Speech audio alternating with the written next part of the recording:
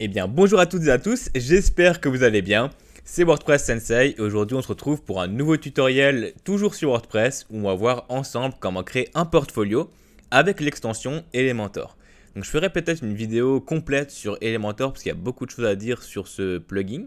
Mais là du coup je vais vous montrer uniquement comment créer un portfolio, donc ajouter un nouvel onglet ici à gauche portfolio qui va nous permettre d'ajouter du coup des projets perso et ensuite de les récupérer avec Elementor pour les afficher correctement avec du coup par exemple des catégories de portfolio et etc, etc. Donc voilà, on y va, c'est parti. Alors pour ce faire, on va utiliser trois extensions. Donc on va utiliser Elementor évidemment. Donc ça c'est la version gratuite. Vous allez voir que du coup on peut quand même le faire facilement avec la version gratuite.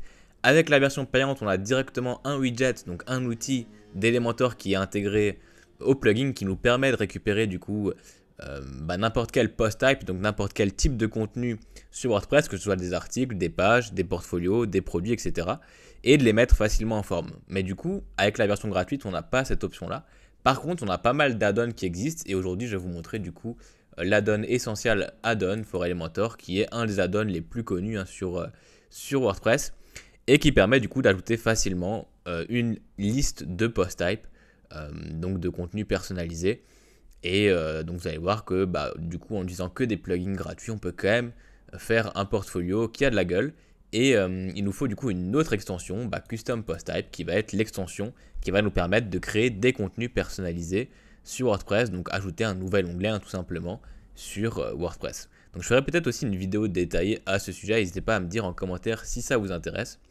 Donc je tenais à vous remercier pour le soutien que j'ai pour ce départ de chaîne. J'ai vu que je commence à avoir quelques petits retours, donc c'est vraiment sympa. Et donc n'hésitez pas à partager la chaîne si elle vous plaît et qu'elle vous sert. Et voilà, l'idée de cette chaîne, c'est vraiment, comme dit, de vous donner un maximum de contenu de qualité, un maximum de valeur pour que derrière, vous puissiez faire n'importe quel site sur WordPress et que vous ayez toutes les clés pour pouvoir gérer WordPress de A à Z et faire le site que vous avez envie ou pourquoi pas vous former afin de potentiellement proposer la création de site à des clients. Donc voilà, c'est un peu l'idée de cette chaîne. Et du coup, on y va, c'est parti. Donc, après avoir installé ces trois plugins là, on va aller directement sur WordPress. Et là, du coup, dans l'idée, on va voir comment du coup créer déjà un nouveau type de contenu, donc un nouvel onglet ici à gauche. Et donc pour ça, on va utiliser l'extension Custom Post Type UI. Donc là, je clique sur l'onglet à gauche. Et là, l'idée, ça va simplement être d'ajouter en fait un autre onglet autre que pages et articles pour séparer nos projets de portfolio aux pages et aux articles. On pourrait très bien créer des pages du coup pour les portfolios, mais c'est pas ce qu'il y a de plus simple parce qu'après derrière, on va vouloir lister par exemple, faire une page qui liste tous les portfolios, tous les projets en fait du site web et ça va être plus simple après pour gérer tout simplement ce type de contenu. Donc là, l'idée c'est d'abord de mettre un slug, le type de publication. Ça, c'est simplement du coup le titre qu'on va ajouter à cet onglet-là. Donc là, je vais mettre simplement portfolio. Donc ça, c'est le slug, donc c'est vraiment l'identifiant de ce type de publication. C'est ce qui va nous permettre de le récupérer après en code aussi derrière. Mais ça, on ne le verra pas pour le coup sur cette vidéo. Là, vraiment, on part de zéro, on n'a pas de connaissances en code. Et on va quand même essayer du coup de vraiment le faire correctement et de récupérer ce contenu-là sans passer par une seule ligne de code. Ensuite, on a libellé au pluriel. Donc ça, c'est simplement comment on écrit du coup le titre au pluriel. Donc là, je vais mettre un S par exemple. Hop, là j'écris portfolio sans S. Je clique sur ajouter un type de publication. Et là, ça m'a créé du coup l'onglet à gauche portfolio. Donc maintenant, je peux ajouter mes projets directement sur WordPress dans cet onglet-là, comme j'ajouterais du coup des articles ou des pages. Donc c'est vachement pratique du coup d'avoir séparé ça. Si je retourne sur CPT-UI, je peux cliquer directement sur modifier les types de publications et là du coup je peux choisir le type de publication que je modifie. Donc je pourrais très bien en créer 10 si j'ai envie. Là pour cette vidéo on va juste en créer un, ça va suffire largement.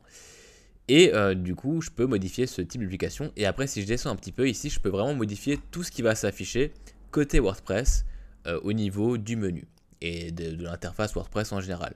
Donc par exemple ici je pourrais très bien modifier tous les portfolios par autre chose si j'ai envie. Si je clique sur portfolio ici, je pourrais très bien aussi modifier aucun portfolio trouvé par autre chose, etc. Tout ça, je peux le modifier dans la liste que vous voyez juste en dessous.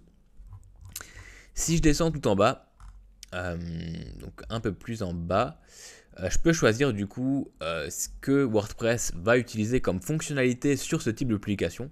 Par exemple, de base, il coche les images mises en avant, donc ça c'est super. Pour un portfolio, en général, on met toujours des images mises en avant pour les différents projets. On pourrait très bien ajouter aussi l'option d'extrait, donc on va le faire ici par exemple. Et après, les autres options ne vont pas nous servir forcément à grand chose. Et après, on a aussi l'icône de menu, ça c'est juste pour changer d'icône. Au lieu de la petite épingle ici, on peut choisir une autre icône. Donc pour un portfolio, on pourrait très bien mettre voilà, ce logo-là, qui est du coup un mélange entre du multimédia, enfin de la vidéo et de la musique, ce qui peut être utile par exemple pour un portfolio. Donc là, c'est vraiment juste pour nous, de notre côté sur WordPress, pour s'en sortir au niveau des menus. C'est un peu plus sympa, donc vous pouvez choisir une icône ici. Et juste en dessous, je peux choisir d'autoriser l'ajout de catégories ou d'étiquettes, donc ce qu'on appelle des taxonomies, sur ce post type là. Donc si je clique ici sur ces deux options là et que je clique sur enregistrer, là du coup vous voyez qu'il y a mon icône déjà qui a changé dans l'onglet portfolio. Et en plus du coup je peux ajouter des catégories de portfolio et des étiquettes. Donc c'est vachement pratique pour le coup. Donc là l'idée c'est qu'on va simplement commencer à créer nos portfolios, donc nos projets. Donc là je vais simplement cliquer sur ajouter, je vais écrire par exemple projet 1. Je vais choisir une catégorie, donc là je vais simplement créer une catégorie par exemple que je vais appeler musique. Imaginons que du coup c'est un projet musical. Je crée la catégorie ici. Je pourrais très bien ajouter des étiquettes, mais là je ne vais pas le faire spécifiquement. Je vais mettre une image aussi, donc là je vais aller sur Pexels, qui est du coup un site que je vous conseille pour tout ce qui est images libres de droit, ça peut être vachement utile. Et là je vais simplement taper musique par exemple. Et voilà, imaginons que voilà, mon projet c'était de masteriser un son sur vinyle, ou voilà, on va prendre cette image en exemple, ou peut-être plutôt une image horizontale qui rendra peut-être mieux, donc celle-ci est plutôt sympa. Donc là je la télécharge, hop, c'est vraiment juste pour l'exemple. Je vais la mettre du coup en image mise en avant, donc n'hésitez pas à renommer l'image avant de l'uploader. Là du coup je suis sur un site qui n'a pas d'importance, c'est vraiment un site de test. Donc c'est vraiment juste pour vous montrer. Et on va mettre du contenu texte aussi. Donc je vais aller sur Lorem Ipsum, qui est du coup un site qui permet de générer du latin fictif, tout simplement pour compléter du faux contenu sur un site web. Donc là je colle mon Lorem Ipsum, je clique sur publier. Et je pourrais très bien aussi copier le début par exemple de mon projet. Donc là je t'expliquerai le projet en détail. On va voir aussi dans une prochaine vidéo potentiellement comment ajouter des champs personnalisés. Ça peut être utile pour ce type de publication. Mais là vraiment j'explique juste la démarche du projet. Donc là j'ai ma photo mise en avant. Je pourrais très bien ajouter des dates, des statistiques, ce que je veux derrière. Et là du coup j'ai mon option extrait que j'ai pu ajouter dans mon post type. Et je vais simplement mettre le début de la phrase en extrait. Voilà, c'est juste pour vous montrer un peu comment on va pouvoir créer ça et récupérer ça après derrière sur notre page qu'on va appeler portfolio. Donc là je vais simplement créer un deuxième projet, toujours dans la même idée, projet 2. Je vais mettre le même texte, je vais copier alors je vais copier jusque là le même extrait. Hop, donc là je retourne sur portfolio dans l'extrait. Pareil, je vais chercher une image pour la mettre en avant. Et là, je vais mettre par exemple vidéo à la place de photo. Ou voilà, donc là, je vais prendre cette image-là, tout simplement, la première. Je vais la télécharger. En plus, elles ont à peu près les mêmes couleurs, donc c'est parfait. Je la glisse. Je définis l'image du coup mise en avant. Je clique sur publier. Là, j'ai mes deux projets de portfolio qui ont été créés. Et maintenant, on va voir comment créer une page. Ah, pardon, j'ai juste oublié de mettre la catégorie. Donc là, je vais juste créer une nouvelle catégorie que je vais appeler vidéo. Donc voilà, je mets à jour. Donc là, j'ai mes deux projets avec mes deux catégories. Et maintenant, je vais créer une page sur Elementor. Et on va voir qu'on va pouvoir récupérer uniquement ces portfolios-là et choisir comment on va les afficher. Et du coup, c'est en général ce qu'on fait pour un portfolio. On a toujours une page de portfolio où on peut le mettre par exemple sur la page d'accueil aussi. Et on va lister tout simplement les différents projets qu'on va catégoriser. Et c'est en général ce qui est fait sur des sites vitrines, des sites portfolio, des sites de freelance. Ça marche plutôt bien, c'est un peu le but de la vidéo. Donc je vais vous montrer comment le faire facilement. Donc là, on va ajouter une nouvelle page. On va l'appeler portfolio tout simplement. Portfolio. Ou alors je pourrais très bien l'appeler projet aussi. Donc voilà, c'est vraiment comme vous préférez. Là, on va la publier directement. Pas besoin de mettre de contenu parce que du coup, on va créer le contenu avec Elementor. On va juste définir du coup comme modèle de page Elementor pleine largeur, qui je le rappelle du coup est un modèle de page créé par Elementor qui permet d'avoir vraiment une page en pleine largeur. Ça permet d'enlever toutes vos sidebars, les titres qui sont récupérés par le thème, etc., etc. Donc peu importe votre thème, si vous cliquez sur Elementor pleine largeur ici comme modèle, vous allez avoir une page en pleine largeur. Vous allez pouvoir tout créer à partir d'Elementor. Et donc c'est ce que je recommande en général de faire pour avoir vraiment une page épurée au maximum. Donc là je suis sur un thème de base de WordPress, mais c'est vraiment juste pour vous montrer un peu l'idée. Là je vais cliquer sur le petit plus. Je vais choisir du coup le nombre de colonnes. Donc là typiquement une colonne suffirait. Et dans cette colonne-là, je vais simplement descendre un petit peu. Et comme j'ai téléchargé un add-on avant, on va aller du coup dans ces widgets d'add-on. Donc du coup, c'est dans l'onglet essentiel add-on. Et il y a un widget du coup qui permet tout simplement de récupérer n'importe quel post type et de l'afficher du coup. Donc d'afficher tous les contenus qui sont dans ce post type là. Et donc tous les projets. Donc si je descends un petit peu, on va le chercher. Hop. Donc je sais juste plus comment il s'appelle. Donc on va taper archive.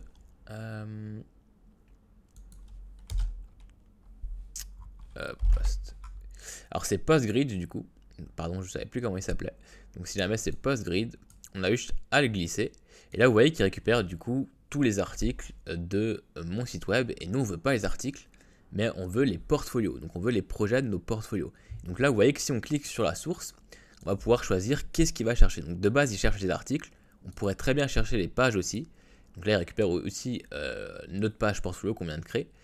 Et après, on a aussi comme source la possibilité de choisir du coup un contenu personnalisé qu'on vient de créer. Donc c'est exactement ce qu'on vient de faire.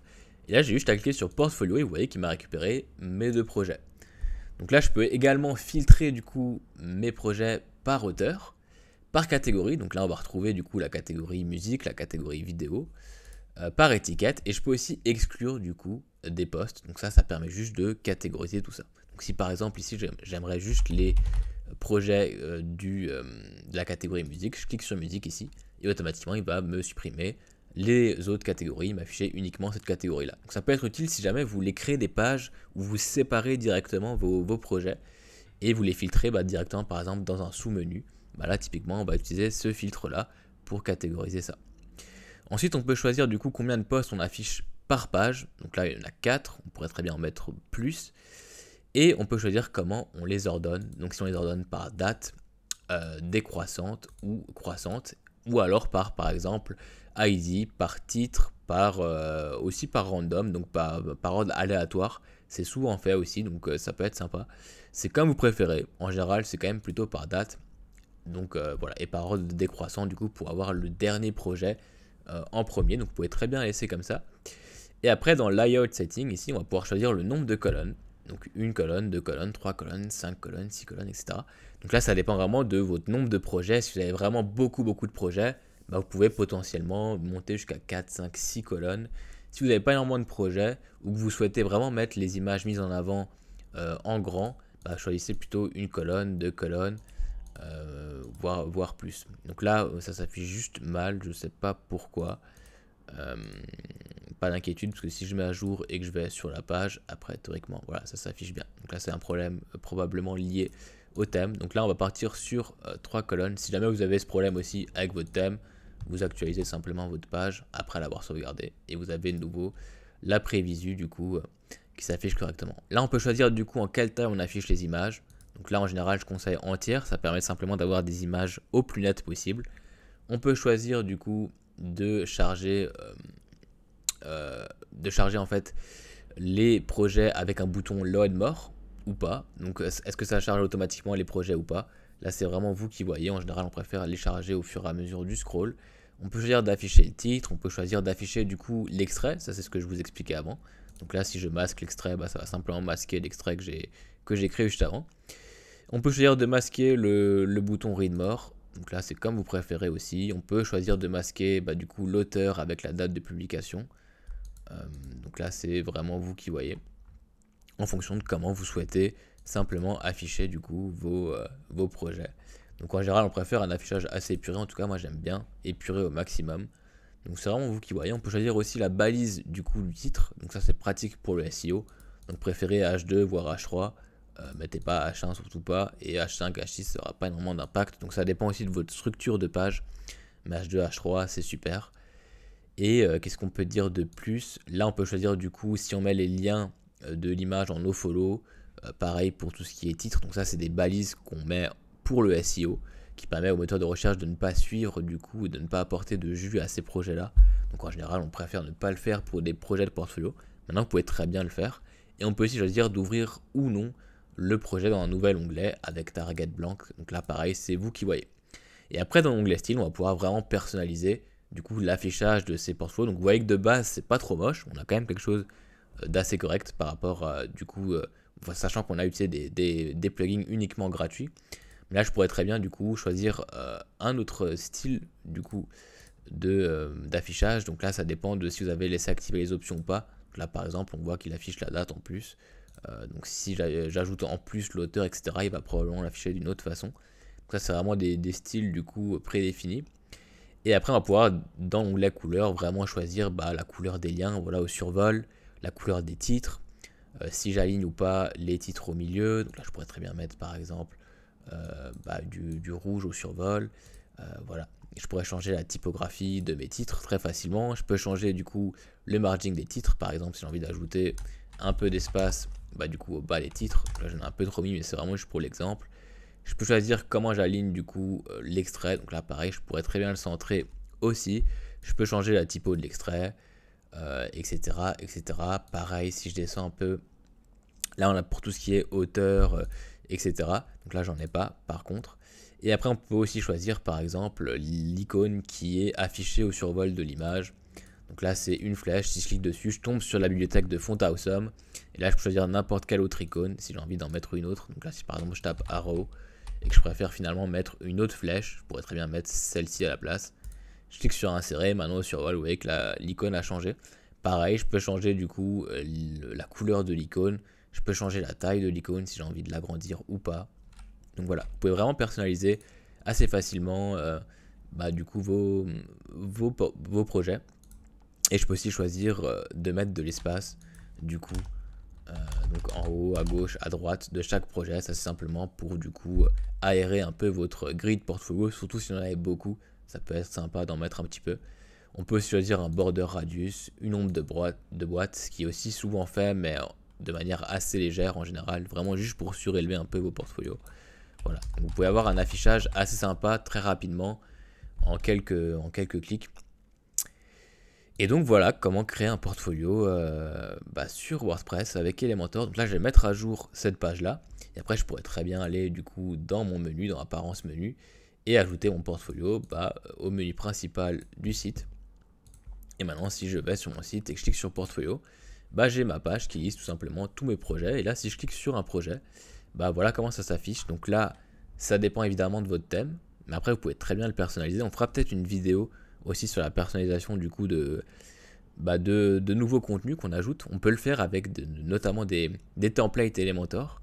Et donc là vous voyez que automatiquement là ce thème là récupère l'image mise en avant qui met du coup en slider, en slide sans que ce soit un slider, mais du coup vraiment en pleine largeur tout en haut. Et juste en dessous on a du coup le titre du projet avec le contenu du projet, et ici récupère la sidebar. Ça c'est pas obligatoire, ça dépend aussi de votre thème. Et donc voilà, on a créé notre page de portfolio très facilement. Et on a pu récupérer du coup ces portfolios-là avec Elementor. Donc ça, vous pouvez le faire avec n'importe quoi. Pas forcément qu'avec des projets de portfolio. On pourrait très bien créer un contenu personnalisé supplémentaire, comme par exemple bien immobilier pour une agence immobilière. Et récupérer du coup les différents biens immobiliers sur une page spécifique. Et après, on peut même aller plus loin en ajoutant des filtres du coup qui permettent de trier tout simplement tous ces contenus-là en fonction de la catégorie, en fonction du prix, en fonction de la date, etc., etc. On peut aller très loin là-dedans. Ça sera peut-être aussi l'objet d'une prochaine vidéo, parce qu'on est quand même à au moins 20 minutes, je dirais, là, de tournage. En tout cas, on arrive aux 20 minutes. Donc voilà, ça fait déjà pas mal d'infos pour aujourd'hui. Donc j'espère que cette vidéo vous aura servi. Donc on a vu comment ajouter un nouvel onglet sur WordPress. On a vu comment récupérer du coup ces nouveaux contenus avec Elementor gratuitement, donc sans payer la version pro d'Elementor. Et vous voyez que en quelques clics on peut vraiment personnaliser ça rapidement et avoir quand même une page qui a de la gueule derrière. Donc voilà, c'était WordPress Sensei. J'espère que cette vidéo vous aura servi.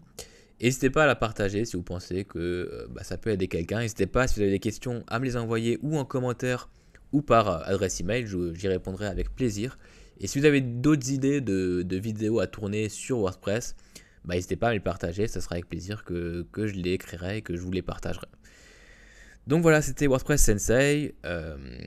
On se dit à très bientôt pour un prochain tutoriel. Merci, bye bye.